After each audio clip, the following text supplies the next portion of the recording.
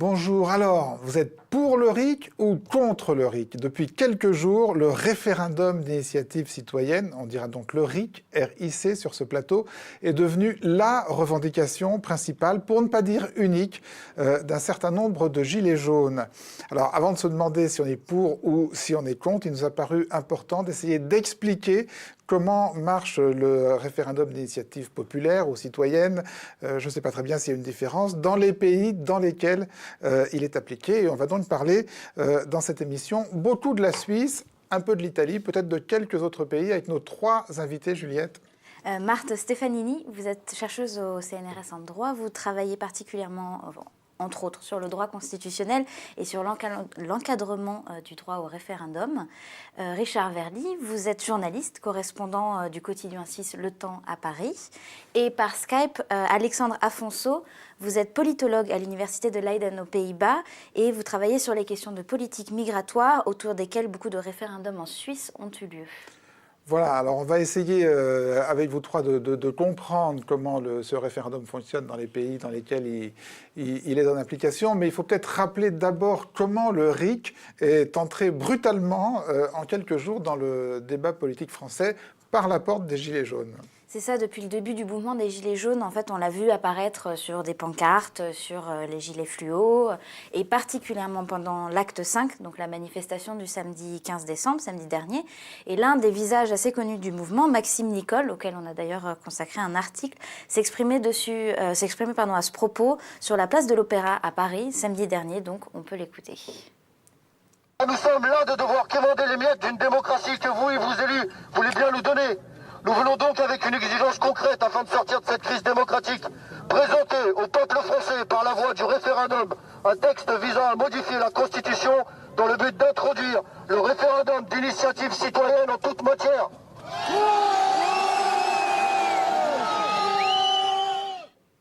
Voilà, donc l'idée d'un référendum d'initiative citoyenne qui serait alors assez vaste selon les différentes propositions plaît beaucoup à certains hommes politiques, parmi lesquels le député de la France Insoumise, François Ruffin, qui en parlait pendant une conférence de presse mardi dernier, le 18 décembre. Que pouvez-vous faire? Vous me demandiez. Je peux porter votre voix, je répondais, et ça vous faisait une belle jambe. Mais vous insistiez. Dans la Constitution, il n'y a pas un truc? Non, je regrettais. Le président peut vous mettre des carottes et bien profond durant 5 ans, c'est impossible de le révoquer. Et à l'Assemblée, il aura toujours ses toutous fidèles, ses robots d'en marche, en pilote automatique. Le système est verrouillé. C'est fort de ce constat, de ce verrouillage, après des semaines de surdité du sommet, après des Macron d'émissions scandées partout en vain, que le référendum d'initiative citoyenne a fleuri. Oh, il n'a pas fleuri par hasard. Il a fleuri parce que des hommes de conviction, nommons-les, Étienne Chouard et ses amis ont semé, ont arrosé depuis des années, depuis le traité constitutionnel européen de 2005, depuis la trahison de Lisbonne, la trahison du peuple par les députés, par les sénateurs, par le président, depuis qu'il est évident, depuis qu'il est transparent, que le peuple ne saurait plus avoir confiance dans ses représentants. Alors, les spectateurs les plus attentifs de cette séquence auront noté que quand le nom de Étienne Chouard est prononcé par François Ruffin, il y a des mouvements divers sur la scène, il y a des hochements de tête qui laissent deviner la perplexité de certains des députés qui assistent à la conférence de presse. Alors, c'est lié à la personnalité controversée d'Étienne Chouard, qui ne va pas être notre débat d'aujourd'hui, mais sur laquelle, si vous voulez avoir des éclaircissements, vous pouvez vous reporter aux articles que nous avons écrits sur le sujet sur le site et aux émissions que nous avons faites avec Étienne Chouard en 2005 et en 2012. Et il est vrai que si Ruffin cite Étienne Chouard, c'est parce que c'est Étienne Chouard qui a réintroduit le RIC dans le mouvement des Gilets jaunes. Oui, donc ce blogueur qui aussi a été professeur d'éco-gestion, c'est un fervent défenseur du RIC depuis un certain nombre d'années et il en a reparlé récemment avec Maxime Nicole qu'on a vu dans le premier extrait et c'était lors d'une rencontre filmée et diffusée sur YouTube. Je vous conseille d'acheter ce petit bouquin-là, c'est chez Dalloz, c'est la Constitution française. Ce texte-là devrait être un objet de travail, je crois. Alors, pour le critiquer, pour ne pas partir d'une feuille blanche, vous voyez, ne partez pas d'une feuille blanche en disant « je vais écrire une Constitution ». Prenez un FEC, vous prenez une FEC Constitution, elles sont toutes fausses sur Terre, et puis vous la modifiez, vous la corrigez. C'est-à-dire que là, quand vous prenez... Tu me tiens le stylo, s'il te plaît ? dans l'article 3 de la Constitution. L'article 3 de la Constitution qui dit « La souveraineté nationale appartient au peuple ». Bon, ça, c'est bien, ça. Qui l'exerce. Vachement bien, ça. Par ses représentants. Hop. Attends. S'il exerce par ses représentants, c'est qu'il n'exerce pas, quoi. Hein, ça, c'est une arnaque, ce truc-là. Et par la voie du... Je vais barrer par ses représentants. Oui, je suis en train de devenir un adulte, là. C'est-à-dire qu'il exerce par la voie du référendum. Vous avez vu ce que j'ai fait, là? C'est pas compliqué. Il faut juste... Ça, ils n'ont pas envie que vous le fassiez. Nos maîtres n'ont pas envie que vous fassiez ça. Mais quand vous êtes en train de barrer, là, vous êtes en train de réfléchir à la Constitution. Et donc, dans le RIC, quand vous réfléchissez au RIC, vous pouvez prendre une feuille de papier et écrire vous-même les règles du RIC. Vous ne les trouverez pas là-dedans, vous allez trouver une espèce de fake qui est l'article 11. Et puis, vous pouvez aller voir sur Internet, vous trouverez la Constitution suisse ou la Constitution du Venezuela. Et puis, vous allez voir comment c'est écrit. Prenez la Constitution italienne. Vous allez voir, c'est pas très long. Et puis, vous les recopiez. Et puis, comme il y a des garde-fous, vous pouvez supprimer les garde-fous. Parce que, par exemple, chez les Italiens, ils n'ont pas le droit de voter contre sur les impôts. Voilà, ils ont le droit de faire des référendums d'initiative populaire ou citoyenne, mais pas pour modifier les impôts. Tu déconnes, c'est justement là-dessus qu'on voulait, nous, avoir l'initiative. Non, mais justement, quand vous êtes constituant, vous écrivez le référendum. Vous reprenez l'article qui dit il y a des référendums d'initiative populaire à l'initiative de X personnes. Et puis le deuxième alinéa qui dit mais par contre, on ne peut pas le faire sur les affaires fiscales, vous le barrez. Voilà, alors est-ce qu'il faut barrer les dispositions sur les impôts? Est-ce qu'il faut pouvoir? Est-ce qu'il ne faut pas pouvoir? Avant d'entrer vraiment dans les détails, je voulais vous demander à tous les trois, alors qui êtes des spécialistes du sujet à des titres divers et qui observez le mouvement des Gilets jaunes depuis qu'il a commencé, est-ce que vous avez été surpris de voir se greffer sur un mouvement qui a démarré quand même sur des revendications sur le pouvoir d'achat, de voir se greffer cette revendication institutionnelle? Est-ce que ça vous a surpris? Et comment vous l'analysez? Qui commence? Alors, je ne pense pas que... Ça ne m'a pas véritablement surpris parce que, en fait, je pense que le souhait de participation des citoyens, il existe depuis un bon moment et il s'est même encore plus développé avec les nouvelles technologies, avec les réseaux sociaux. Et les réseaux sociaux, c'est une forme de participation déjà des citoyens. Donc, à partir du moment où, sur toute question, on peut parler par le biais des réseaux sociaux, pourquoi ne pas pouvoir en parler directement par le biais d'un instrument démocratique qui laisse la parole à tout le monde? Alexandre Afonso?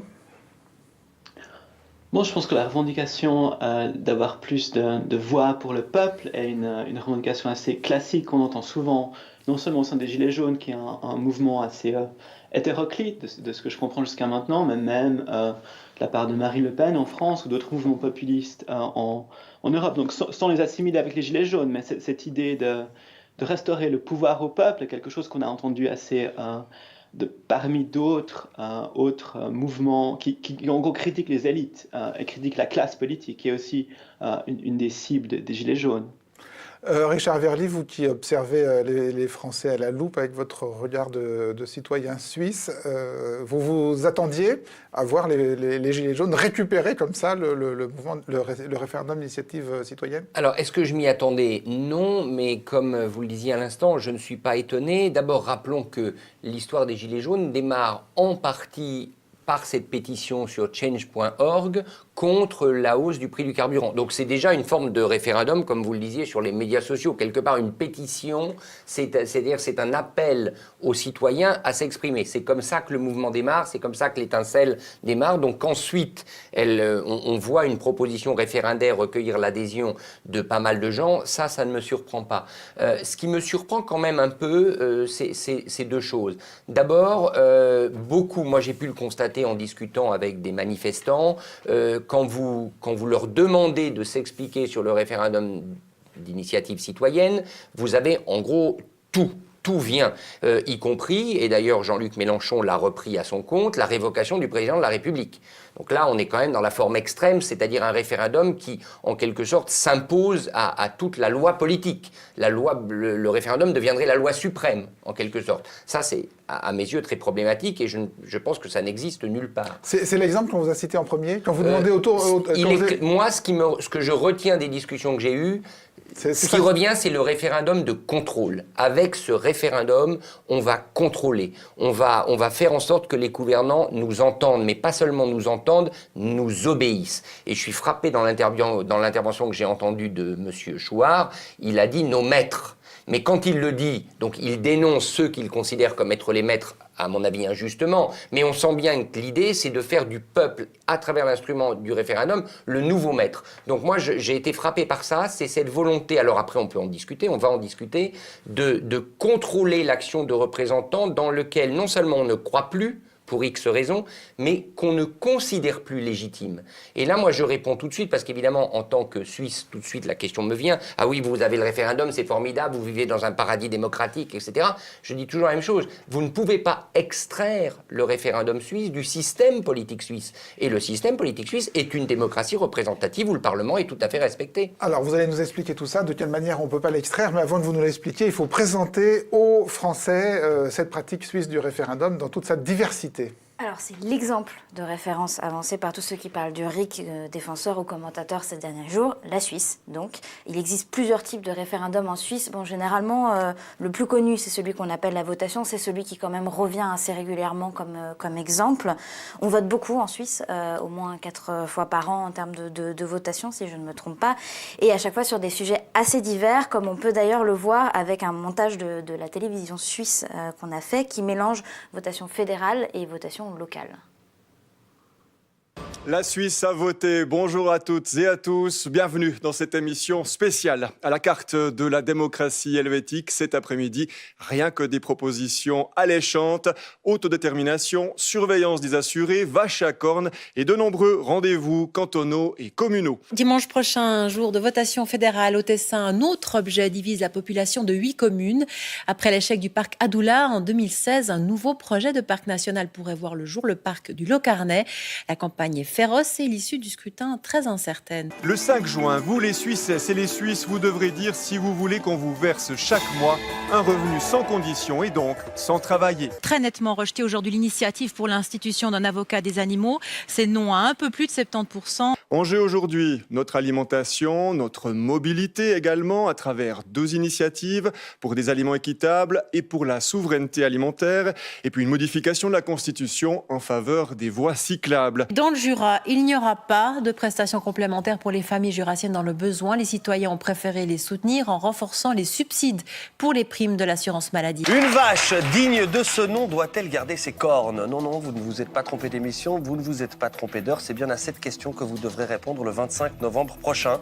Vous êtes appelé à glisser un bulletin dans l'urne pour dire si oui ou non vous acceptez d'aider financièrement les éleveurs qui n'écornent pas leurs bêtes. Alors faut-il offrir la protection de la Constitution fédérale aux cornes des vaches ou est-ce qu'on est là aux limites de la démocratie directe ? Faut-il repenser notre rapport à l'animal et à sa dignité ? Et finalement, est-ce que la vache n'est pas devenue un homme comme les autres ? Alors, les cornes des vaches, le revenu minimum, les voies cyclables, la création d'un parc. Première question à vous, Alexandre Afonso. Comment sont déterminés les sujets qui vont être soumis au vote? Qui décide de quel sujet sera soumis au vote populaire? Bon, il y a 3 grands instruments de démocratie directe en Suisse, et puis qui déterminent les sujets sont un peu différents en fonction de ces instruments. On a d'abord les référendums obligatoires, qui sont liés à toute modification de la Constitution. Donc c'est en gros le Parlement qui décide de modifier la Constitution, et puis chaque modification doit être approuvée par le peuple, à une majorité à la fois du peuple et des cantons. On a le référendum facultatif, qui est aussi soumet chaque loi passée au Parlement à un référendum. Donc chaque loi qui est passée au Parlement, si on récolte 50 000 signatures de citoyens ou citoyennes qui ont le droit de vote, récoltées dans une durée de 100 jours, on peut voter sur cette loi passée au Parlement, l'accepter ou pas. Et la troisième, qui est un peu plus liée au référendum d'initiative citoyenne dont on a parlé, c'est l'initiative populaire, qui est aussi de niveau constitutionnel, qui propose une modification de la Constitution, mais qui vient pas du Parlement, mais du peuple, en général de citoyens organisés en groupe, qui doivent récolter 100 000 signatures pour proposer une modification de la Constitution. Donc je dirais que l'initiative populaire est l'instrument qui permet aux acteurs en dehors du système politique, en dehors des partis politiques établis, de proposer des sujets, ce qui est un peu différent dans les cas des référendums, soit facultatifs, soit obligatoires. Alors, 100 000 signatures, qu'on ait une idée, sur un total de combien d'électeurs en Suisse ? un peu plus de 5 millions d'électeurs, donc c'est un peu moins de 2% du corps électoral. Donc 2% du corps électoral. Le seuil est vraiment bas, le seuil est vraiment très bas. Alors, question de bête, comment on authentifie ces signatures? Comment on peut être sûr que la même personne ne va pas signer 10 fois ou 20 fois? Donc une fois que les signatures sont récoltées, elles sont envoyées à une institution qui fait partie du gouvernement, c'est la chancellerie fédérale, dont le travail sera de valider les signatures, donc de vérifier que chaque signataire est un citoyen ou citoyenne qui a le droit de vote et essayer de déterminer qu'il n'y a pas de double signature. Et si je veux signer en ligne, j'imagine que j'inscris mon nom, je dois scanner une pièce d'identité pour m'authentifier, comment ça se passe? Donc les signatures sont encore en papier en fait, ah oui? Donc c'est encore un processus assez traditionnel, disons. D'accord, donc j'envoie une lettre à cette commission dont vous parlez, effectivement. Alors avec, j'imagine, une photocopie, alors pour le coup, d'une pièce d'identité? Donc c'est ça un peu l'idée. Cette idée un peu stéréotypée, l'initiative populaire, c'est le peuple qui de manière intrinsèque essaie d'influencer le système politique, alors que c'est quand même le travail de groupes relativement organisés. Donc il y a des groupes référendaires ou des comités d'initiative qui vont aller dans les marchés, dans les rues, pas dans les supermarchés, qui vont récolter des signatures. Donc le travail de récolte de signatures est quelque chose qui demande une certaine organisation. Et puis c'est aussi, disons, un travail que même certains groupes assez organisés et influents, même les syndicats ou certains partis politiques qui essayent parfois de lancer des initiatives populaires, ne réussissent pas à récolter le nombre de signatures requis, même si, comme je l'ai dit avant, le seuil de récolte de signatures est assez bas par rapport à la population totale. Donc ça demande quand même une certaine organisation. Donc c'est pas vraiment à la portée de voilà, chacun. C'est important que vous précisiez ça, parce que dans le fantasme qu'on peut avoir, on se dit, voilà, des citoyens dans leur coin peuvent décider d'eux.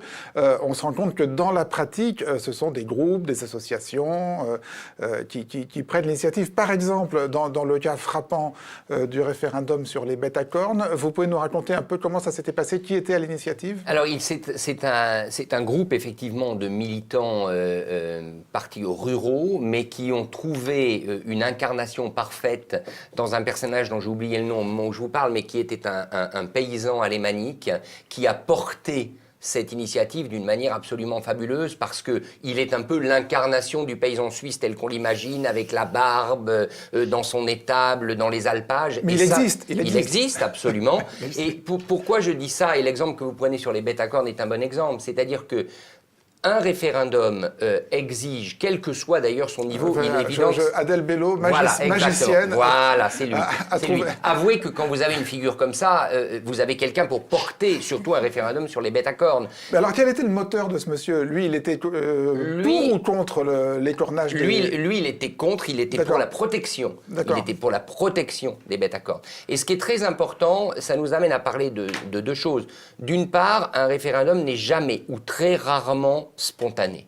C'est-à-dire qu'il est avant tout la réaction, soit à un climat ambiant, soit à une loi qui a été passée. Donc on est rarement dans l'initiative, je dirais, tombée du ciel. C'est le climat politique qui la génère. Au mois de mars, j'ai vu que vous aviez montré à un moment donné rapidement l'écran, il y a eu une votation contre le service public de la radio-télévision pour le démantèlement, mais c'était parce qu'il y avait un climat ambiant autour de ça. Donc première chose, le climat politique génère l'objet des référendums. Et alors là, sur les bêtes à cornes, le climat, c'était... Mais parce qu'il y a eu toute une contestation de lobby agroalimentaire, en gros, et il y a toute une inquiétude paysanne en Suisse très très forte. Les lobbies paysans, appelons-le comme ça, estiment qu'il faut être davantage protégé, et c'est dans ce climat-là qu'est née précisément cette initiative. Menée donc par Armin Kappol. Voilà, exactement, paysan de montagne, comme vous le voyez. Et l'autre chose que je voulais dire, c'est que un référendum, ce n'est jamais je dirais, le référendum ne peut jamais faire l'économie d'une campagne organisée. Et très justement, tout à l'heure, notre ami le disait, ce sont des groupes mobilisés, organisés qui vont recueillir les signatures. Donc on est très en loin... l'occurrence, là, sur les sociétés de protection des animaux. Enfin... Entre autres, mais surtout les syndicats paysans, un certain nombre d'associations, disons, paysannes qui se sont mobilisées. Qui étaient d'accord entre eux, ce qui ne va pas de soi. Non. Ce qui, par exemple, dans le contexte français, n'irait pas de soi, de voir les défenseurs des animaux et les organisations agricoles. Tout à fait. Tout à coup. Mais le point que je voulais souligner, c'est que ces votations, pour les englober toutes, sont toujours l'objet de groupes tout à fait organisés, de groupes militants. Et donc, paradoxalement, ce n'est pas le citoyen lambda qui vient, c'est très rare que le citoyen lambda soit à l'initiative d'un vote. Alors, vous dites groupe militant. Alors, l'actuel président de l'Assemblée nationale française, Richard Ferrand, le disait en des mots moins aimables il y a quelques mois. C'était en juillet dernier, c'était pendant un débat à l'Assemblée, donc en France. La France Insoumise avait soumis un amendement pour que soit proposé un référendum d'initiative populaire, et Richard Ferrand, qui était à l'époque président du groupe La République En Marche à l'Assemblée, s'en prenait au modèle suisse. Tout à l'heure, quelqu'un vantait la grande démocratie cantonale helvétique, reprenait les thèmes qui sont soumis. C'est très souvent le fait de quelques cliques affairistes et de quelques lobbyistes qui, d'ailleurs, à la fin des fins, sont souvent démasqués. Alors, des clics affairistes, des lobbyistes, vous dites des groupes militants. C'est ce qu'il a dit en juillet, qui a été reposté sur le web il y a quelques jours, ce qui fait que beaucoup de gens ont cru, beaucoup de gens ont cru que c'était des citations récentes, or ça ne l'était pas, mais il faut dire qu'il y avait une confusion. C'est faux. C'est faux dans les deux cas. D'abord parce que ce n'est pas, on l'a vu avec l'explication qui a été donnée, ce n'est pas avec des clics que vous signez une pétition, il faut la signer formellement, donc c'est quand même plus qu'un clic. Que quand il parle de clic, excusez-moi, il parle de clic C-L-I-Q-U-E, qui est un mot français qui signifie un gang, une bande. D'accord, alors vous voyez, je ne l'avais pas compris comme ça. Vous voyez, donc moi je l'avais compris comme un clic. Alors, mais c'est à nouveau faux, parce qu'il y a des groupes organisés, mais que je ne décrirai pas nécessairement comme affairistes, et que je ne décris... Ça n'arrive jamais ? Mais ça n'arrive jamais de voir des intérêts économiques organisés prendre l'initiative d'un référendum ? Oui, ça arrive tout à fait en Californie, notamment dans les pays, dans les États membres des États-Unis, où il y a beaucoup d'initiatives populaires qui existent. Ça arrive, hein. Ça peut être pour diverses sortes de causes. Par exemple ? Mais pour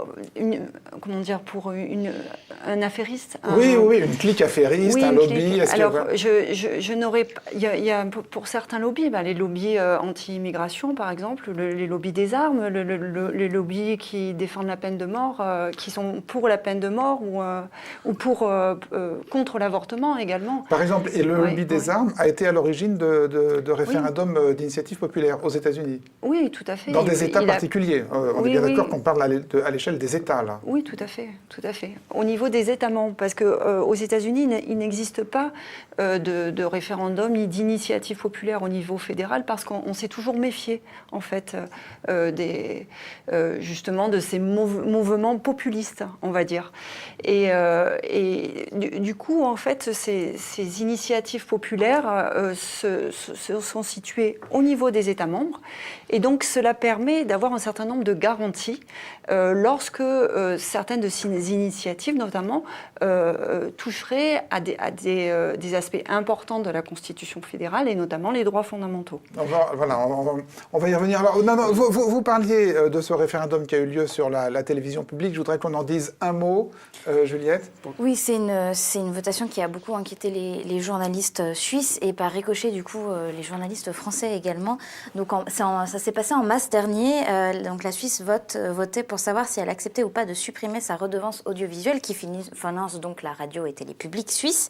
Les électeurs ont choisi de ne pas la supprimer, mais la campagne a donné lieu à un certain nombre de procès de position pour la suppression de la redevance, mais aussi contre la suppression, notamment dans le milieu du cinéma.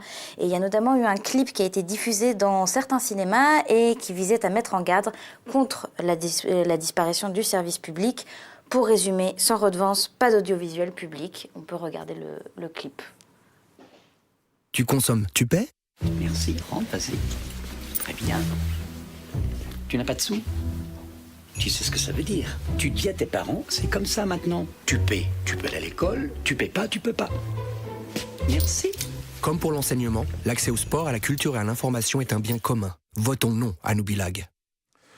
Alors, attention, c'est un peu compliqué. Hein. Votons non à Nubilag. Donc là, on est dans un clip qui était favorable au maintien de la redevance et donc de la télé publique. Donc il y a eu une votation en Suisse pour supprimer la télé publique sur le thème, elle est nulle. Supprimer la redevance, donc supprimer, donc démanteler le service public. C'était ça, la suppression de... Voilà. Mais alors, qui était à l'origine? Là, c'était un groupe référendaire, c'était une clique, c'était des lobbies, c'était qui? C'était un groupe de jeunes politiciens libéraux de Zurich, donc clairement identifiés politiquement. Donc on pourrait dire un lobby ou une... Alors le mot clique, il est quand même très connoté, et le mot clique affairiste en plus. Donc moi je ne les nommerai pas comme ça.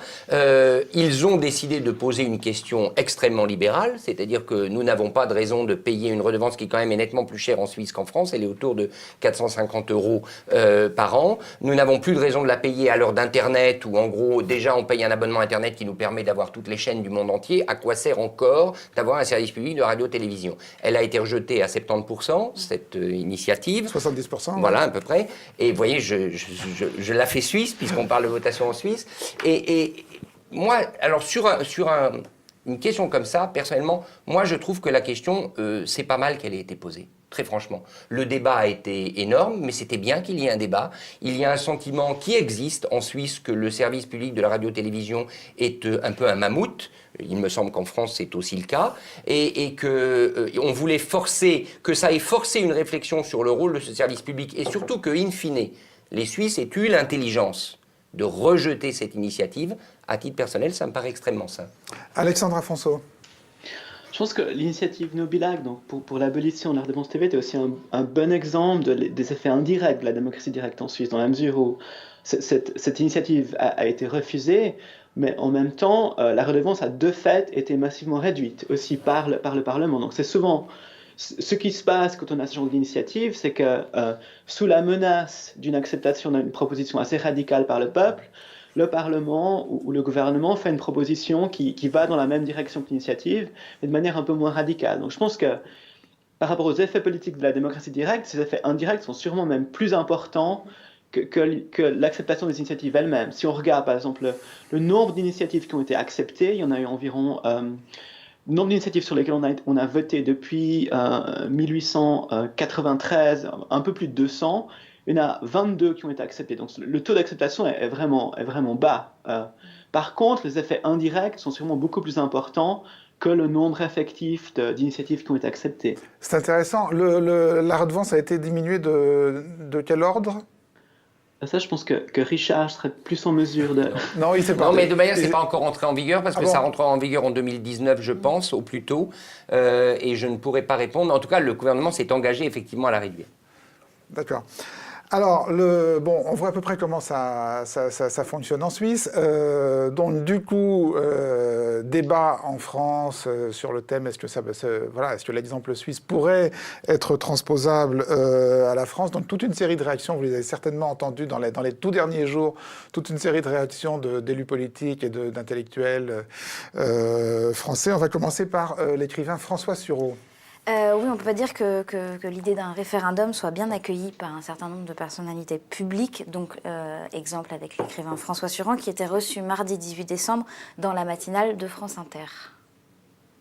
Il y a deux types de choses sur lesquelles vous pourriez faire en théorie un référendum. Première type de chose, une politique complète. Vous voyez bien qu'une politique complète, est-ce que j'augmente les impôts ici, que je baisse ceux de telle catégorie, est-ce que je favorise la fiscalité du travail ou la fiscalité du capital, ne se prête pas à un référendum. C'est des sujets à multiples entrées, donc ça ne se prête pas à un référendum. On ne peut pas le faire. On va tomber sur quoi ? On va tomber sur des sujets sociaux et on va tomber sur les sujets d'indignation populaire nette, comme on l'a fait par exemple au cours des référendums suisses. Et vous aurez le rétablissement de la peine de mort, vous aurez la suppression du Sénat, vous aurez les étrangers remis à la mer. C'est ce qui se passera. Un référendum d'initiative populaire commence toujours en Suisse par une question de gauche. Faut-il instituer un SMIC ? Faut-il faire un revenu universel ?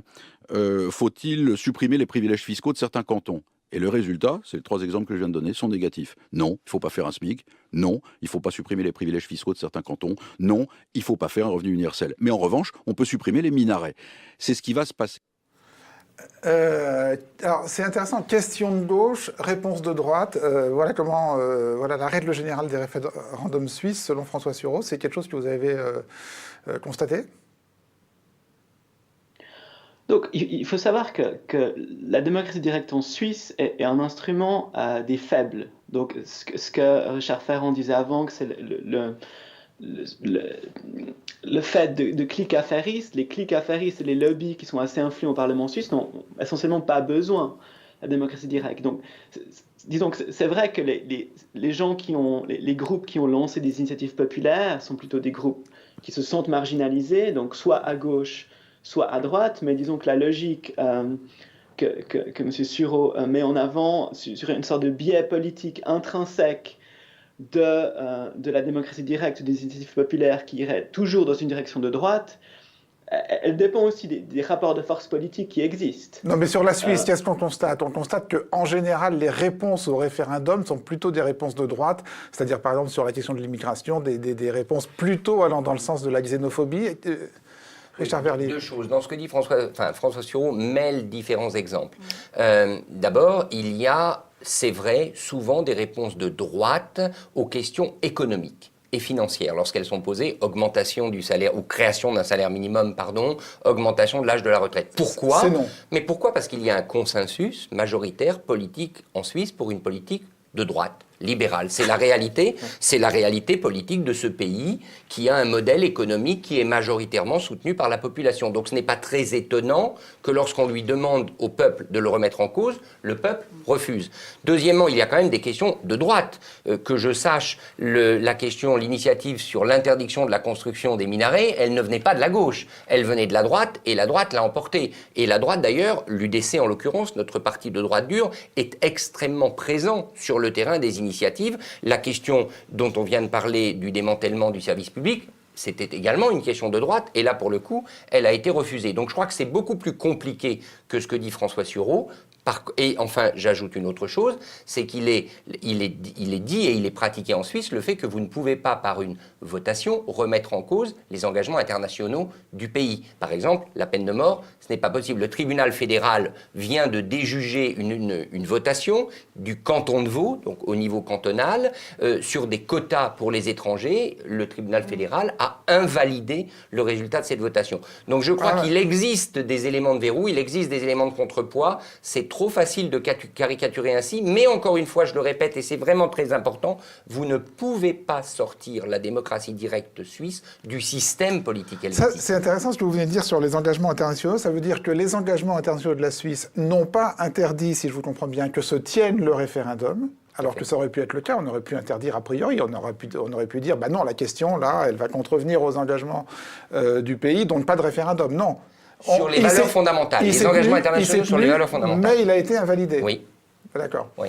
Je vais vous redonner la parole, hein, Alexandre Afonso, mais juste sur ce schéma question de gauche, réponse de droite, que nuançait un peu Alexandre Afonso, parce que c'est pas exactement ça, c'est plutôt question posée par des groupes marginaux, de gauche ou de droite, mais marginaux. Qu'est-ce que vous constatez de cet ordre-là dans les pays dans lesquels le référendum est en application? Je pense que c'est effectivement le référendum, la demande en fait de participation des citoyens, elle peut venir de toutes parts en fait. Pas forcément des groupes marginaux. Je ne suis pas totalement d'accord. C'est parfois, effectivement, le sentiment de ne pas être entendu et la volonté de faire trancher une question par le plus grand nombre parce que cette question n'est pas portée naturellement dans le débat public. Mais ça peut tenir aussi à des faits, à des situations, un contexte particulier, en fait. Alors, et sur la barrière, Richard Verly nous disait, par exemple, en Suisse, il est hors de question d'avoir des référendums qui amènent le pays à contrevenir à ses engagements internationaux. C'est la règle partout ? Alors, en Suisse, en fait, ce dont vous avez parlé, c'était d'un référendum au niveau cantonal. Au niveau fédéral, l'exemple que je viens de prendre, oui. Au niveau fédéral, en fait, on n'a pas tout à fait les mêmes garanties et il y a un certain nombre de problèmes qui ont été posés. Par exemple, que le référendum sur les minarets, il va directement à l'encontre de la Convention européenne des droits de l'homme et de la liberté de religion. Et là, on n'a rien pu faire puisque c'était un référendum d'application directe et que cette... Les analyses juridiques n'étaient pas toutes d'accord là-dessus. Hein. Oui.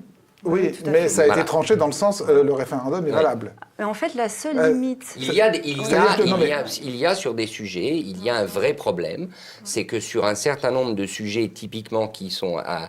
vous aurez noté qu'il s'agissait d'une votation, d'une initiative sur l'interdiction de la construction des minarets et non pas de la construction des mosquées. Ouais. Et tout était dans cette subtilité dangereuse, extrêmement dangereuse, mais que le groupe de droite, puisque ça venait de la droite, qui a proposé ce texte, avait bien mesuré. Mais oui, et donc il a finalement été décidé que l'interdiction des minarets n'était pas contraire à la liberté religieuse. Tout à fait. C'est bien ça. Tout à fait. Vous aviez demandé la parole, Alexandre Afonso ? Mais je pense que s'il y a un biais intrinsèque de la démocratie directe, c'est en général en fonction du statu quo. Donc que ce statu quo soit de droite ou de gauche. Puis je pense que la fonction, la démocratie directe a aussi changé au cours du temps. Au moment où il s'agissait essentiellement d'étendre l'État social, par exemple, la démocratie directe a fonctionné comme un frein à l'expansion de tous les programmes sociaux qui s'installent dans d'autres pays, mais pas en Suisse. Le meilleur exemple, c'est l'assurance maternité, par exemple, qui a été adoptée au niveau constitutionnel juste après la Deuxième Guerre mondiale, qui a seulement été acceptée en 2005, après 60 ans de débats et compromis, et sans pouvoir obtenir un compromis au niveau politique, au niveau du Parlement. Alors attendez, vous nous parlez de quoi là ? Vous nous parlez d'une allocation de maternité, c'est-à-dire d'une allocation versée aux familles après un accouchement, c'est bien ça ? Voilà, donc... Et alors quel a été le rôle des référendums ? Jusqu'en 2005. Ouais, mais alors c'est les référendums qui ont freiné l'attribution de cette allocation ? Disons qu'il y a aussi d'autres domaines où donc non mais là-dedans sur cette allocation un certain nombre de fois en référendum durant cette période. Attendez, je voudrais être sûr de bien vous comprendre. Sur cette allocation de maternité, vous dites que la démocratie directe a freiné cette attribution, c'est bien ce que vous dites ? Disons que quand je parlais des fonctions indirectes de la démocratie directe, ça a aussi à voir avec le fait que le Parlement va être très frileux de pouvoir présenter des projets très ambitieux en anticipant qu'un projet ne va pas avoir de chance au niveau référendaire. Donc ça rend les changements en Suisse beaucoup plus difficiles. C'est une des fonctions aussi qui est prêtée à la démocratie directe en Suisse, c'est d'avoir freiné un certain nombre d'avancées sociales. De l'autre côté, quand je parlais du biais en faveur du statu quo, il peut aussi fonctionner comme un frein au démantèlement de l'État social. Le meilleur exemple ici, c'est l'âge de la retraite. Par exemple, on a eu des projets pour augmenter l'âge de la retraite depuis le début des années 1990, qui a été refusé 3 fois. Donc, augmenter l'âge de la retraite, c'est quelque chose qui a été systématiquement refusé en votation populaire, même si ces changements bénéficiait du soutien d'à peu près 2/3 du Parlement. Ah, c'est intéressant. Alors donc le référendum en Suisse, alors là je découvre, pousse plutôt au statu quo et pousse au conservatisme dans tous les domaines. Vous pourriez même dire qu'il pousse à la paralysie sur certains sujets. Par exemple, prenez un sujet extrêmement important dans le débat politique suisse qui est la relation avec l'Union européenne. Vous savez que la Suisse n'est pas membre de l'Union européenne. Elle a même refusé d'être membre de l'espace économique européen qui satellise quelques pays autour de l'UE. Eh bien, à cause du risque de votation pour sanctionner toute évolution positive à l'égard de Bruxelles, la politique européenne est au statu quo depuis à peu près 10 ans. Oui, et j'avais une question. Vous parliez de frein.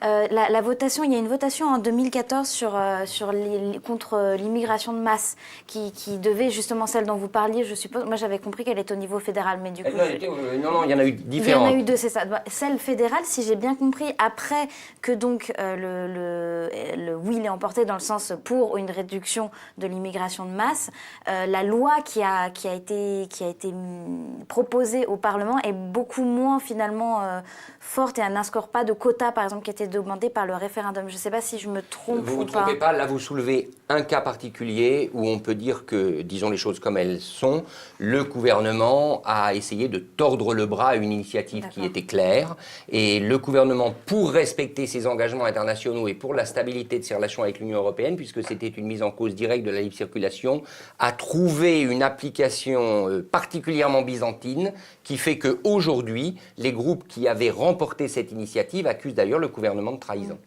Alors ça, c'est une autre question. Alors, on s'est posé d'abord dans une première partie la question de la délimitation des compétences du référendum, sur quoi on a le droit de l'organiser. Après, il y a effectivement le respect du résultat par le gouvernement.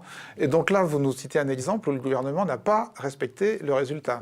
Alors, le gouvernement prétend et affirme avoir respecté, avec à l'appui, vous l'imaginez, quantité d'analyses juridiques. La réalité, c'est que pour le groupe qui a posé cette votation et qui l'a remportée, il y a une trahison du gouvernement qui n'a pas appliqué, comme il le demandait, des quotas pour les étrangers, notamment pour les ressortissants de l'Union européenne, ce qui est en contravention avec la participation de la Suisse à Schengen, à l'espace Schengen. D'accord. Mais ça, c'est un exemple unique ou il y en a plusieurs des comme ça? Aussi révélateur du conflit d'intérêts, si l'on peut dire, entre la démocratie directe et l'État, les engagements internationaux de l'État, pour moi, c'est le plus récent et le plus significatif.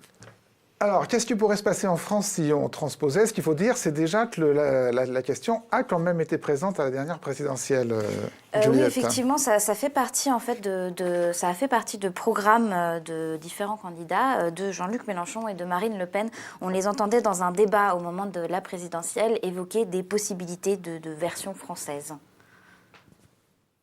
Moi, je propose qu'une assemblée constituante soit élue et qu'elle comporte des délégués et des personnes tirées au sort. Et ces gens établiraient la nouvelle règle du jeu. En même temps, moi, je leur proposerais de créer le référendum révocatoire pour révoquer un élu à tout moment dans son mandat, à commencer bien sûr par le président de la République ou n'importe quel autre élu si certaines conditions sont réunies. Puisque nous parlons d'institutions et que vous avez prononcé il y a quelques instants le mot de référendum, il se trouve que vous êtes ce soir très majoritaire, à une exception près, à vouloir élargir le champ du référendum. Madame Le Pen, ça apparaît dans les premières phrases de votre programme, y compris le référendum d'initiative populaire. De quoi s'agit-il? Dans quelles circonstances? Et comment voulez-vous l'utiliser? Écoutez, très clairement, le référendum d'initiative populaire, c'était une des promesses de Nicolas Sarkozy qu'il n'a pas réussi à tenir. Voilà. C'est-à-dire que 500 000 Français peuvent susciter l'organisation d'un référendum pour proposer le vote d'une loi, ou même proposer que l'on revienne sur une loi.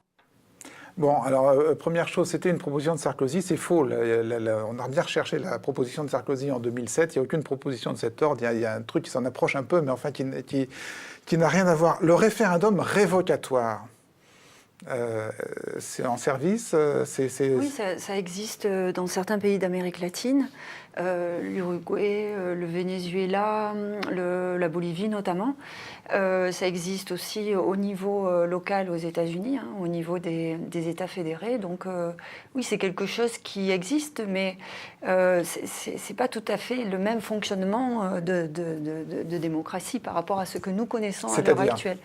C'est-à-dire que un référendum révocatoire, si ça qui viserait par exemple un parlementaire, ça veut dire que ça serait lié à un mandat presque impératif en fait de ce parlementaire. C'est-à-dire que le parlementaire aurait été élu pour faire ce que les citoyens souhaitent qu'il fasse. Or aujourd'hui, les parlementaires sont élus comment dire, ils n'ont pas de mandat impératif. D'ailleurs, c'est inscrit dans la Constitution. Ils sont élus pour établir une politique, soutenir ou refuser des propositions, mais il n'y a pas de mandat impératif. Mais pour vous, le référendum révocatoire est impérativement lié, si j'ose dire, au mandat impératif? Non. Alors, ça a un lien, oui.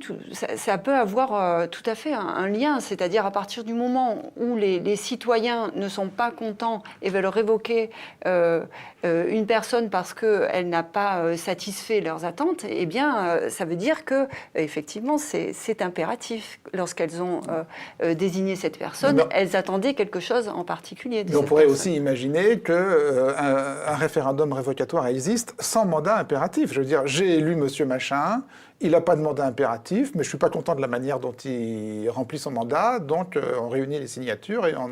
C'est ce que veut Jean-Luc Mélenchon, ça, Oui, ce oui. que vous dites. C'est-à-dire qu'à tout moment, le peuple peut révoquer les dirigeants qu'il a élus. Alors, on revient rapidement à l'exemple suisse. En Suisse, c'est le cas contraire.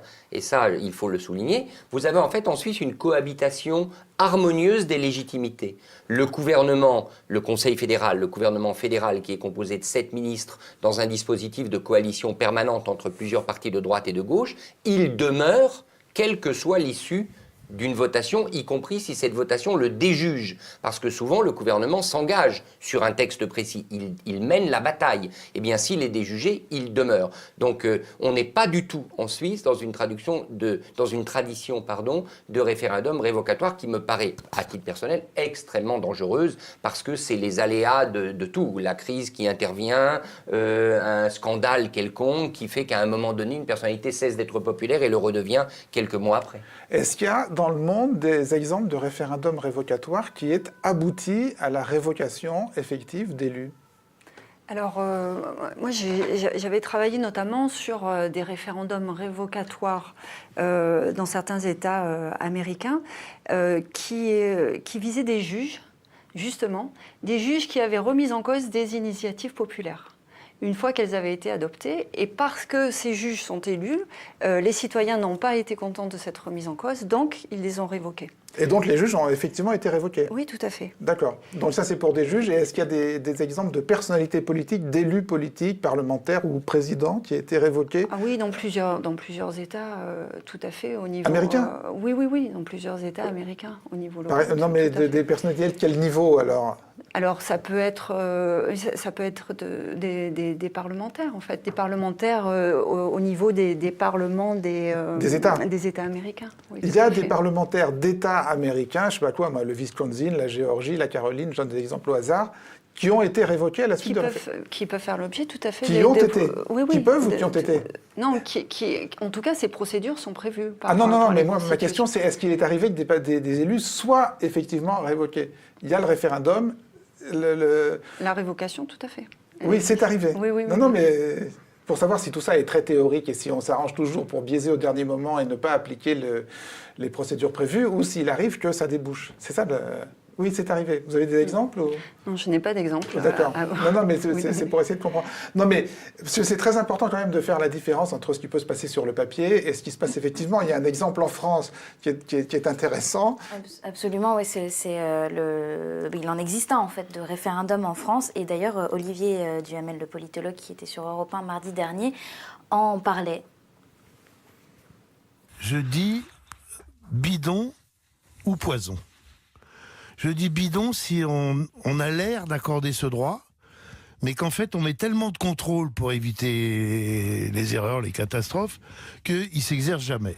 D'ailleurs, c'est le cas dans notre Constitution depuis 2008. Et je peux même faire un mea culpa, si vous voulez, parce que je faisais partie du comité Balladur qui préparait la révision et j'ai contribué à l'écriture de ce texte et je le regrette maintenant, parce qu'on a fait croire aux gens qu'on créait un RIC. Et en pratique, comme il faut... Avec le référendum d'initiative partagée. Voilà, et comme il faut en pratique 185 parlementaires et ensuite 4 millions d'électeurs et quelques, ça ne peut pas se mettre en œuvre. Donc il ne faut pas faire croire qu'on donne un droit quand on ne le donne pas. Voilà, alors là, attention, il parle d'une possibilité qui existe en France, c'est pour ça que je faisais la distinction entre sur le papier et en vrai. Article 11 de la Constitution française, je crois. Hein. Oui, tout à fait. Oui. D'accord. Donc il y a le référendum d'initiative partagée. Partagé, ça veut dire entre les citoyens et les élus. Et en fait, dans les faits, les conditions sont tellement restrictives que ce référendum n'est jamais entré en fonction. Oui, je ne sais pas. Alors, Olivier Duhamel a pris une position extrêmement franche, hostile au RIC. Enfin, il est extrêmement dubitatif sur ce que ce dispositif pourrait apporter en France. Moi, j'avoue que sur ce référendum d'initiative partagée, pourquoi considérer que c'est impossible? Peut-être que les groupes français qui auraient voulu porter des initiatives n'ont pas été suffisamment vaillants, organisés. Il me semble que le seuil de 4 millions, ce n'est pas un seuil impossible à atteindre en France. Donc pourquoi dire que quelque chose a été fait pour ne pas être utilisé? C'est beaucoup plus élevé que les 2% en Suisse. Oui, on est carrément à 10% du corps électoral. Mais en Suisse, ce qu'on n'a pas dit, c'est qu'il y a un débat sur la hausse des seuils. Il y a un débat qui n'a pas été tranché sur justement augmenter les seuils, passer par exemple de 100 000 pour une initiative populaire à 500 000 afin de filtrer davantage. Je trouve quand même un peu dangereux de la part de quelqu'un qui a écrit un article d'aller dire maintenant que cet article interdit un dispositif qu'il tolère. Là, pour moi, ça devient vraiment un labyrinthe. C'est pas seulement qu'il le dit, c'est que les faits le démontrent. C'est-à-dire que depuis que la réforme... Peut-être parce que la pratique référendaire en France, justement, elle n'est pas vraiment ancrée dans la mentalité. Je le rappelle, en Suisse, qui dit référendum, dit mobilisation, dit campagne, dit organisation. Et les Français ne se mobilisent pas. Bonne question. Non, mais vous avez la réponse. Peut-être qu'ils ne se mobilisent pas pour ce genre de choses et qu'ils sont plus faciles à descendre dans la rue. Mais est-ce que c'est pas aussi un problème d'organisation? Parce que, si je ne me trompe pas, on doit d'abord réunir les parlementaires. Tout à fait. En fait, le déclenchement, il part des parlementaires. Ouais. C'est pas... 185, oui, 185. Députés et sénateurs confondus. Alors, c'est une minorité parlementaire, certes, mais il faut quand même réunir 185 élus qui sont d'accord pour enclencher cette procédure. Oui. Or, jusqu'à présent, elle n'a pas pu être enclenchée. Enfin, cela dit, il n'y a jamais eu de tentative. Personne n'a jamais essayé. Alors, il y en a une qui m'échappe à l'instant, je la recherche depuis tout à l'heure, mais il y en a une. Non, mais il y en a une cette semaine, là. Les socialistes ont dit qu'ils allaient essayer d'en déclencher un sur le rétablissement de l'ISF. Mais avant celle-ci, je ne suis pas certain que... Il y en a eu une, mais elle m'échappe maintenant, mais il y en a eu une... qui n'a pas obtenu le nombre de parlementaires, du coup. Non, elle n'a même pas été examinée. Ah oui, bon, alors je ne sais pas si on peut appeler ça une tentative. C'est-à-dire, oui, la procédure a été en tout cas évoquée, et puis en fait, on n'est pas allé plus loin. Voilà, il y a une évocation de tentative. Voilà. Alors vous disiez, les Français sont très forts pour descendre dans la rue, mais s'il s'agissait... de faire campagne pour un scrutin, il n'y aurait plus personne. Alors, sur les différences entre la France et la Suisse, question intéressante, on peut réécouter Olivier Duhamel. Effectivement, donc toujours sur Europe 1 en mardi, Olivier Duhamel n'avait pas non plus l'air très convaincu par la transposition d'un modèle suisse vers la France. Évidemment les Suisses vous diront on a refusé les congés payés, on a refusé l'augmentation du salaire minimum. Ah, les Suisses, mon pauvre ami, les Suisses. Les Suisses, ils sont totalement à part, les Suisses. Astérix avait déjà démontré de longue date. Et en effet, les Suisses, ils ont eu à voter là, cette année en mars, sur la suppression de la redevance. Qu'ils ont très cher, leur redevance, le double de la nôtre, un peu plus, 380 € de redevance. Ils ont voté contre à 70%. Vous imaginez les Français voter contre la suppression de leur redevance?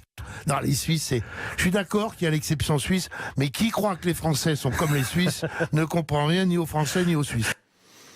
Est-ce que c'est pas quand même une vision un peu misérabiliste des Français? Enfin, je veux dire, à un autre moment, il y a un autre moment de la même émission, il dit ouais, mais si on faisait un référendum sur la suppression de toutes les limitations de vitesse, les Français voteraient massivement pour la suppression de toutes les limitations de vitesse. C'est pas du mépris, ça, pour la sagesse populaire, quand même? Alors d'abord, je crois, et là je suis d'accord avec lui, qu'il y a de fait une exception suisse qui est historique et qui limite beaucoup les capacités d'importer quoi que ce soit du système suisse en France, non pas parce que les Français sont moins malins, moins intelligents, moins capables que les Suisses, simplement parce que quand vous sortez un engrenage d'un mécanisme d'une montre, eh bien il ne fonctionne pas nécessairement dans un autre mécanisme horloger. Donc faisons attention à vouloir importer comme ça.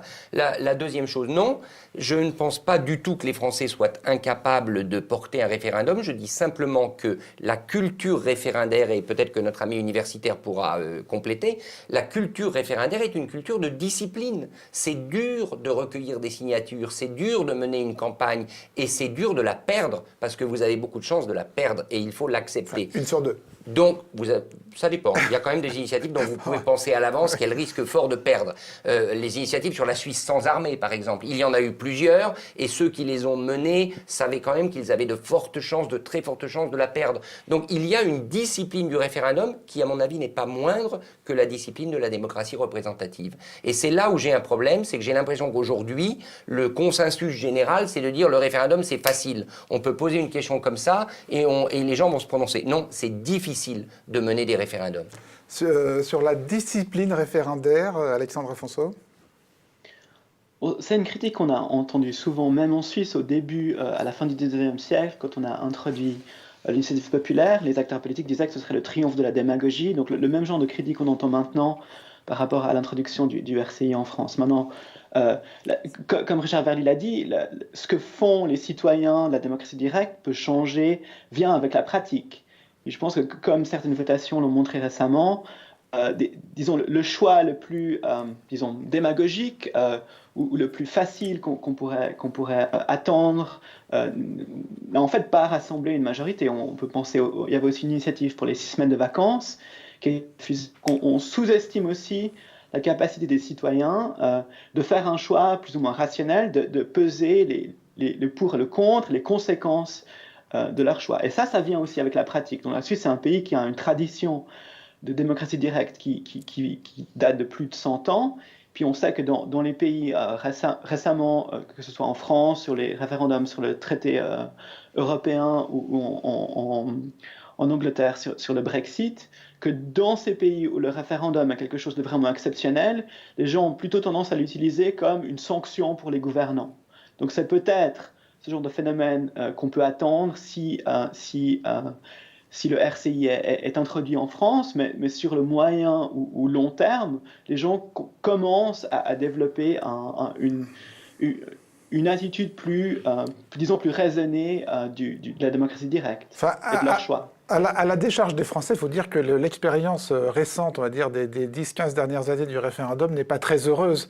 Référendum de 2005, non au traité constitutionnel européen. 2 ans après, il est adopté ou quasiment à Lisbonne. Et encore l'an dernier, référendum local sur Notre-Dame-des-Landes.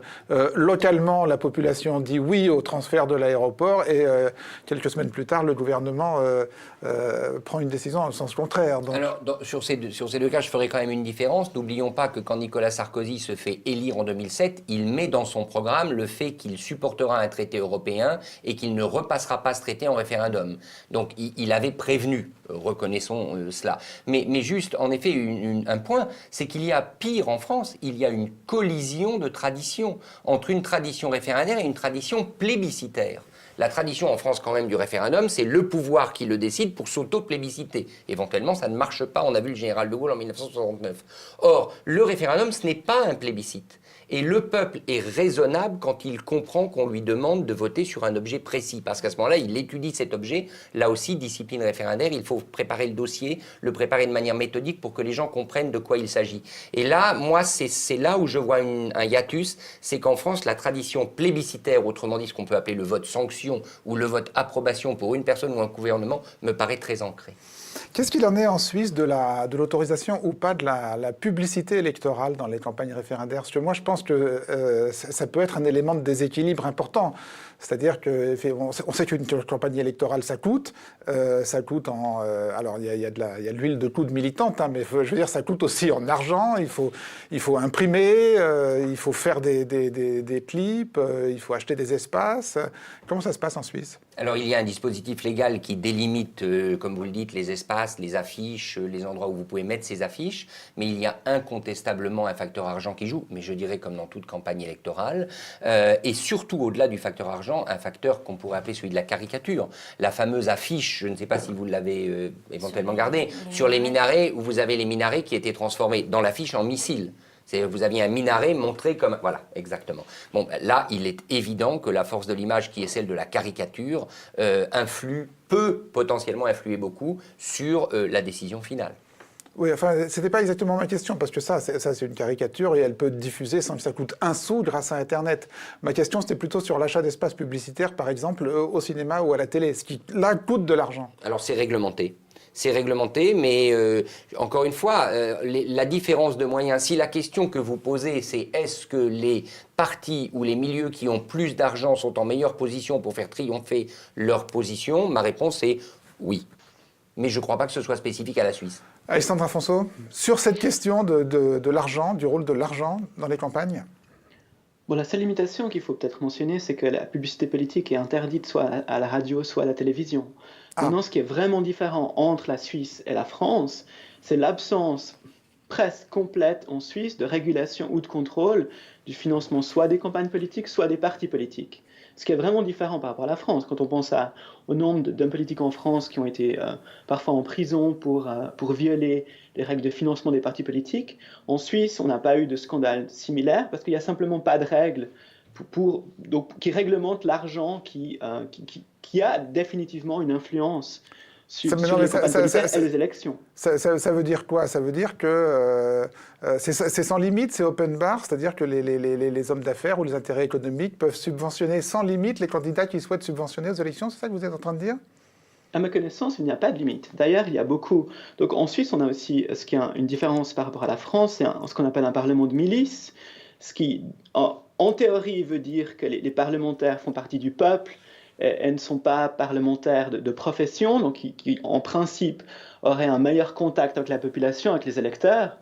En pratique, beaucoup d'élus sont en fait siègent dans des conseils d'administration en même temps d'intérêts privés, surtout le lobby des assurances maladie, par exemple, est très puissant. Donc, comme j'ai dit avant, beaucoup de règles qui ont fait scandale en France par rapport à l'argent qui influence la politique n'est pas illégal en Suisse. Donc c'est vraiment une différence par rapport au cliché de la Suisse et puis la démocratie directe comme paradis de la volonté populaire. Donc il y a beaucoup vraiment d'influence des lobbies de manière assez libre finalement. D'accord. Alors je voudrais qu'on prenne un dernier exemple sur la France qui montre bien à quel point la culture référendaire n'est pas encore tout à fait implantée dans le pays. C'est le faux pas du député insoumis Alexis Corbière dans ce débat cette semaine. Il a été effectivement interrogé plusieurs fois pendant la semaine sur le référendum d'initiative citoyenne et donc député de la France insoumise, il s'y montre d'abord favorable et il n'exclut pas que cela puisse toucher des sujets de société comme le mariage pour tous. C'est ce qu'il expliquait sur le plateau de LCP mardi dernier. Il faut encadrer le référendum? Moi, je pense qu'il peut aborder toutes les questions. Mais sans les encadrer? Oui, sans les encadrer. Tout peut être si on dit on veut plus du mariage pour tous, il faut revenir dessus. On peut en discuter. Oui, pourquoi on n'en discuterait pas? Donc moi, je suis assez confiant. Je pense que majoritairement dans le pays, le mariage pour tous, il est accepté aujourd'hui. Si certains veulent à nouveau en débattre, on pourrait relégitimer ça dans un référendum qui, à mon avis, majoritairement dirait ça ne pose pas de problème. Et on retrouve le même Alexis Corbière le lendemain dans Quotidien, cette fois sur TMC. Et là, les propos sont quand même légèrement différents. Vous parlez de relégitimer le mariage pour tous? Non, mais ça, si hier j'ai dit une bêtise, c'est de ce point de vue-là. Si ça donne l'impression que... Tu mets un coup de pas sur cette expression? Oui, bien sûr. Là où j'ai une formulation, même s'il faut comprendre ce que veut dire relégitimer, je voulais dire par là, ça redonnerait même plus de force si certains groupes voulaient venir là-dessus. Mais fondamentalement, évidemment que le mariage pour tous est légitime. Moi, je me suis battu là-dessus. Il ne faut pas que ce débat se réouvre. Oui, mais votre référendum, votre RIC, il permettrait de rouvrir ce débat. Mais il faudrait qu'il y ait au moins 900 000 personnes, presque 1 million, qui disent on veut réouvrir ce débat. Je pense que les partisans de la manif pour tous peuvent trouver 1 million de personnes. Moi, je crois pas. C'est risqué quand même, comme pari. Moi, je n'ai pas de mépris du peuple. Je pense que quand le peuple s'exprime, il ne vote pas pour des régressions de droits. C'est pas vrai. Ce n'est pas vrai. Alors, bon, est-ce qu'il faut faire confiance à la sagesse du peuple ou pas? Ça, c'est une autre question. Non, la question intéressante, c'est plutôt de savoir, quand ces référendums existent, par quel mécanisme les sujets soumis à référendum sont-ils limités?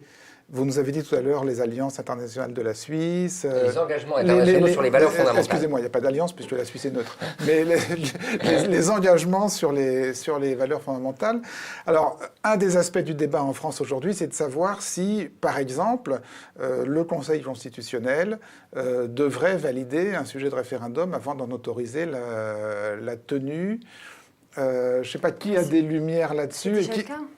Là, pour le référendum de l'article 11, alinéa 3, ce fameux référendum d'initiative partagée, s'il venait à fonctionner véritablement, eh bien, le Conseil constitutionnel est chargé de vérifier la conformité d'abord au cadre posé par l'article 11 quant à la question posée au référendum, mais également par rapport au reste de la Constitution, parce que ça ne peut être qu'un référendum de niveau législatif, c'est-à-dire qu'il ne peut pas permettre de remettre en cause la Constitution. Actuellement.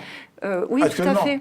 Mais cela dit, peut-on imaginer de créer un référendum d'initiative citoyenne en France dont le sujet s'imposerait à partir du moment où le nombre de signatures nécessaires serait recueilli? Constitutionnel ou pas constitutionnel non, mais, dans le cas précis qui est cité par Alexis Corbière, Transposons-le, par exemple, à la Suisse. Il y a eu une loi en France, puisque le mariage pour tous a été légalisé. En Suisse, par exemple, vous pouvez recueillir une initiative pour révoquer, contester cette loi. Donc moi, je pense que l'idée que la population, moyennant un certain nombre de critères, puisse se prononcer sur une loi votée par le Parlement, soit pour l'approuver, soit pour la révoquer, pourquoi pas ? Ça pose aussi la question de la manière dont c'est rédigé, c'est-à-dire qu'au-delà même de si ça remet en cause ou pas la Constitution, un texte de loi et une initiative populaire, on ne peut pas la rédiger n'importe comment non plus, je suppose. Il y a des manières de rédiger. Ah oui, non, mais ça il faut... Alors, dans l'initiative populaire en Suisse, si vous prenez celle sur les minarets, c'est une décision, j'essaye d'expliquer en termes simples, le peuple, la majorité, prend la décision d'interdire les minarets, ça c'est la décision qui est la réponse à la question posée. Ensuite, c'est au gouvernement, avec l'aide d'experts constitutionnalistes, de la transposer en une phrase juridique insérée à la Constitution. Voilà comment ça se passe. Ce n'est pas le peuple qui vote l'article de la Constitution. Le peuple vote sur l'objet qui va devenir un article. On voit bien. Un mot sur l'Italie pour terminer ? Un mot sur l'Italie. Donc il existe aussi plusieurs types de référendums en Italie, locaux et nationaux. Et parmi ceux-là, il y en a un qu'on appelle donc le référendum abrogatif. Et le dernier référendum qui a eu lieu en Italie et qui a atteint le nombre de votants pour être effectif date de 2011. Alors à l'époque, Silvio Berlusconi est encore président du Conseil italien. Et les Italiens sont appelés à se prononcer sur 3 lois. L'une concernant les tarifs de l'eau et la privatisation de la gestion de l'eau. Une autre sur la relance du programme nucléaire et le troisième sur une disposition qui permet à des membres du gouvernement, dont Silvio Berlusconi, de ne pas se rendre aux audiences des affaires judiciaires dans lesquelles ils sont cités. Donc d'échapper à la justice. Et donc d'échapper à la justice. Et évidemment, ce référendum a donné lieu à des émissions de débat. Et on peut d'ailleurs regarder l'une d'entre elles sur la télévision publique italienne, la RAI, qui date de juin 2011. Sì, no, non voto. Sono le 3 opzioni per il referendum che si farà in questo fine settimana, domenica e lunedì prossimo. Si farà dell'acqua, si parlerà del nucleare, si parlerà del legittimo impedimento, ne parleremo stasera a tutto campo a porta. Abbiamo in prima fila i rappresentanti del no e del sì. Naturalmente, come capita ogni volta che si vota in Italia, per qualunque cosa si voti, il significato politico è rilevante. I nemici del governo vogliono raggiungere il quorum e quindi vogliono che queste leggi vengano possibilmente abrogate per dare un'altra sberla al governo. I sostenitori del governo lasciano in genere libertà di coscienza, ma comunque la maggior parte delle persone dice non andate a votare perché le leggi stanno bene così come stanno. Alors là, en l'occurrence, donc, le résultat a été positif, c'est-à-dire qu'à plus de 90% et à plus de 50% de participation, les gens ont voté pour l'abrogation des lois et articles qui étaient concernés par les demandes de référendum. C'est-à-dire concrètement contre la privatisation de la distribution de l'eau, c'est ça ? La privatisation de la gestion de l'eau au niveau local, si je ne me trompe pas, et donc l'augmentation des tarifs de l'eau, et la relance d'un programme nucléaire sur le territoire national, donc en Italie, et donc le rejet aussi de cette disposition qui permettait d'échapper à la justice en tant que... À Berlusconi. À Berlusconi, et au membre du gouvernement, mais à Berlusconi en l'occurrence. D'accord, mais ce qui veut dire que là, en l'occurrence, le suffrage populaire a été respecté. Là, le suffrage, si je ne me trompe pas, le suffrage populaire a été respecté. Et pourtant, on est dans un pays, l'Italie, qui, on va dire pour sa pratique politique, ressemble peut-être un peu plus à la France que la Suisse. C'est pour ça que je pense que le référendum peut fonctionner en France à un certain nombre de conditions qu'on évoque. La difficulté étant de peut-être bien trouver, je dirais, le type de référendum qu'on autorise, d'avoir les bons mécanismes en termes de participation, mais aussi sans doute d'avoir une grande campagne citoyenne pour l'explication de ce qu'est le référendum. Pourquoi il n'y a pas plus de référendums en Italie ? Le dernier remonte à 2011, puisque apparemment ça marche, pourquoi il n'y en a pas davantage ? Il y a eu d'autres tentatives, en 2017 notamment. Voilà, ils n'atteignent pas le quorum. Voilà, ou alors le nombre tout simplement de signatures nécessaires pour que les initiatives soient portées jusqu'au référendum. Mais je pense qu'il faut faire attention parce qu'on parle pas tout à fait des mêmes procédures à chaque fois. fois. Alors, en quoi elles sont différentes? Alors, en Italie, c'est un référendum de type abrogatif. Donc, on ne peut qu'abroger des dispositions législatives. On ne peut pas proposer quelque chose.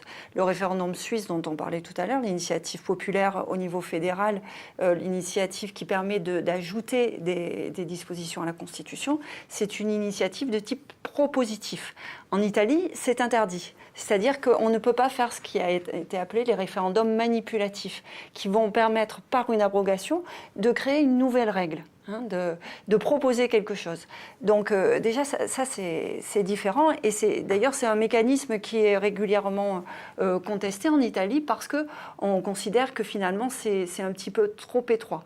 Malgré tout, il y a quand même pas mal de référendums abrogatifs, et en tout cas de demandes qui ont abouti, hein, une fois que le quorum de 50% est atteint.